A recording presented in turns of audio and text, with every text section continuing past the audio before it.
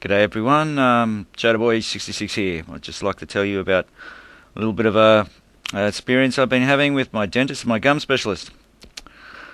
Both of them are telling me that fluoride's good, as usual. Now, they both also tell me to chew sugar-free chewing gum. Now, from what I've been told, sugar-free chewing gum's got no sugar in it, but they do have artificial sweeteners in it. Now, after looking at the package, the back of the package, we've got sweeteners here. We've got 951 and 950. Now, 951 is aspartame.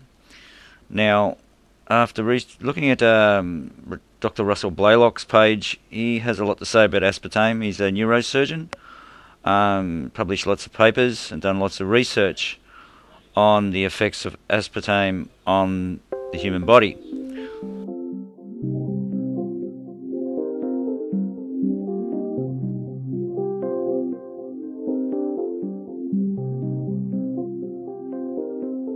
Hi, my name is Dr. Russell Blaylock, and I'm going to tell you about a commonly used sweetener. And what I'm going to tell you may upset you, it may shock you, but hopefully it's going to change your life for the better.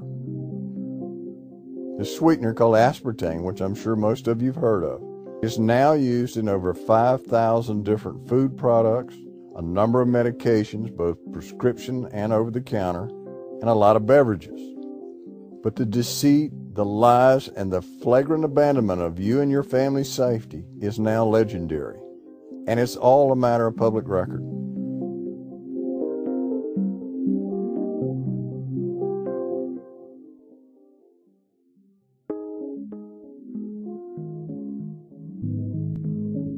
If we look back in the history of the development of this product, it began at GD Searle Pharmaceutical Company, and it was discovered by one of the research scientists by the name of James Schlatter in 1965.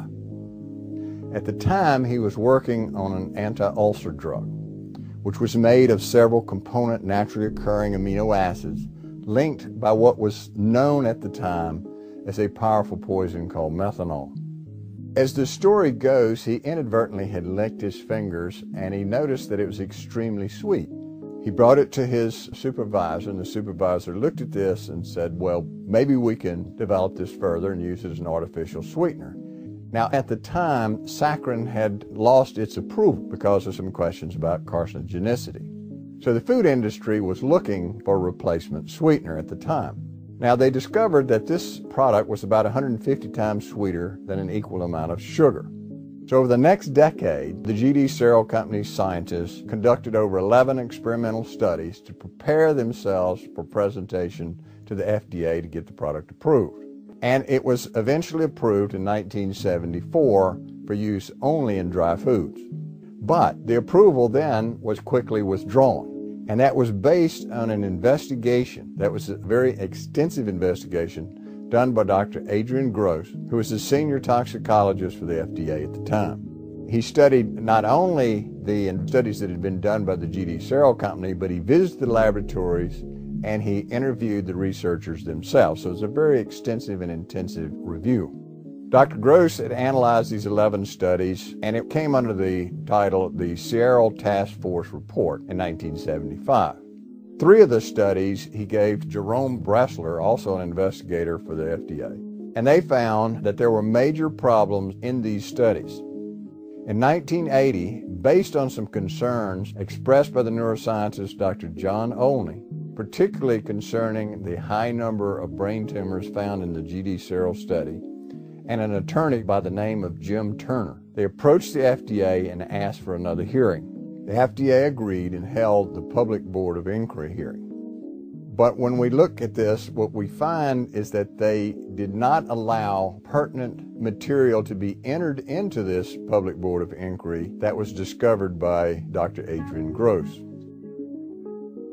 In 1981, new director Arthur Hall Hayes was appointed commissioner of the FDA, and he approved the product over the objections of the neuroscientists and the pathologists who were on this Public Board of Inquiry. And these neuroscientists and pathologists' main objection was the high number of brain tumors found in the animals exposed to aspartame.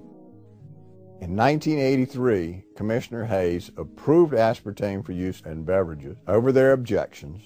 2 months later, after he initiated this approval, he left the FDA to accept a position as the senior medical advisor to Ceral's PR firm called Burstyn Marsteller. Now, when it was approved in 1981 for dry products and again in 1983 for beverages, it was based on the idea that consumers would not be consuming more than 20 milligrams per kilogram per day of the aspartame. Now, shortly after this product hit the consumer market, it became obvious that people were consuming a much higher level of this than they had estimated, what is called the acceptable daily intake, or ADI. So what they did is they raised the ADI from this 20 milligrams per kilogram per day to 50 milligrams per kilogram per day. In other words, 2.5 times higher, a level that significantly increased the risk to children and especially small babies because of their small size. Now, today, studies have shown that people are consuming as much as 150 milligrams per kilogram or even higher. Now, what I'm going to do in this discussion, I'm going to divide it into 4 basic parts. Number 1, we're going to talk about the cancer connection to aspartame, special dangers to pregnant women and children, dangers to everyone else, and how you can protect and repair the damage to yourself and those you love. Now, it is important to keep in mind that even though I'm going to discuss a lot of things, this is not an exhaustive discussion of the dangers of consuming this product. It is only the worst of the problem.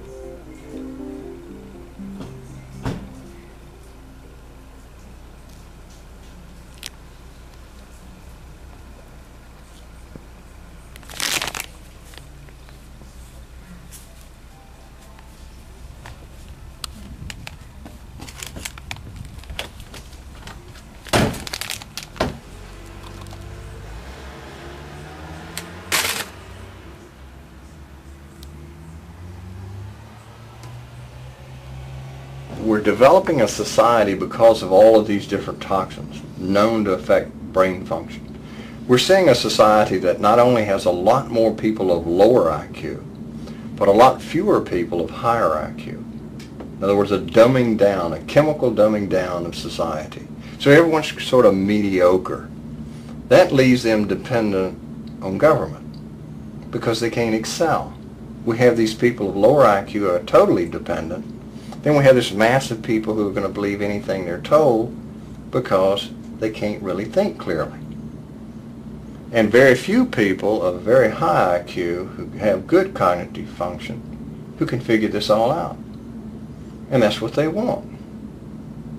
So, you can kind of piece it together as to why they are so insistent in spending so many hundreds of millions of dollars of propaganda money to dumb down society.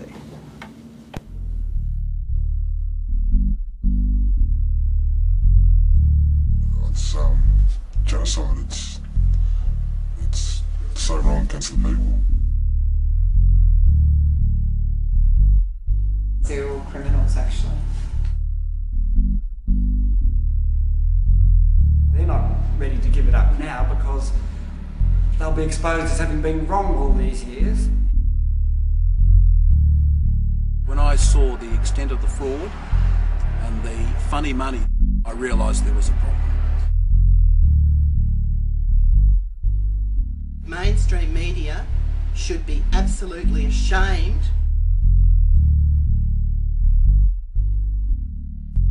These lies are just peddled and peddled and peddled. We must stop this, and the truth must be given to the population of Australia once and for all.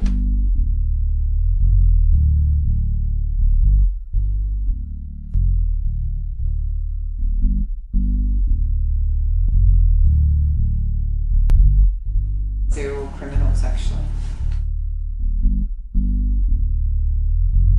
They're not ready to give it up now because they'll be exposed as having been wrong all these years.